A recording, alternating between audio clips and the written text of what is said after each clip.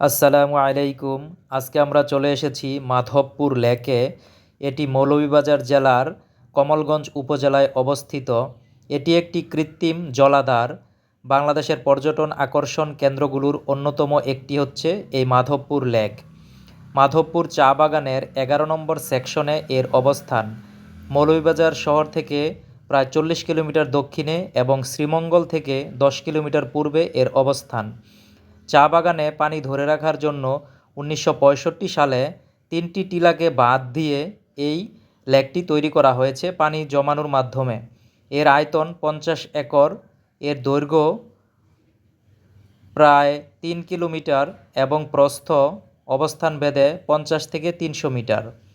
এই লেকের পানিতে রয়েছে নীল এবং বেগুনি পদ্ম, গোলপাতা এবং শালুকের ঝাঁক। জলের পানিতে রয়েছে বিভিন্ন জাতের হাঁস, সরালি, পানকৌড়ি ইত্যাদি।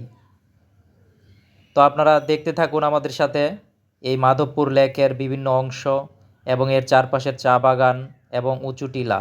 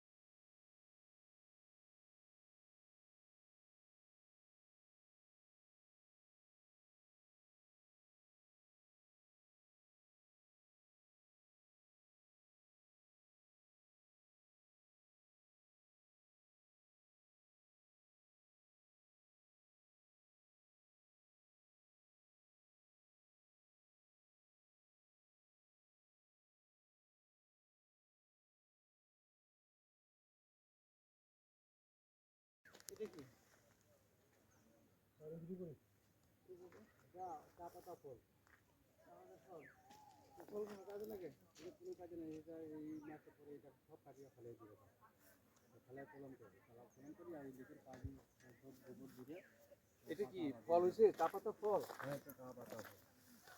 কোনটা চা পাতা ফল কোনটা?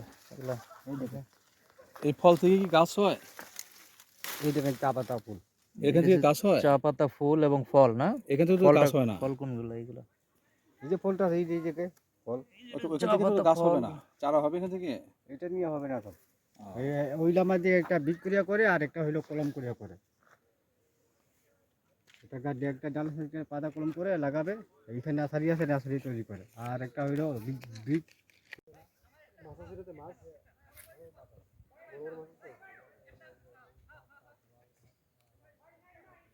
মাছ কি চাষ করে? মাছ ধরে না? কোম্পানির লোক ধরে না মাছ খায়।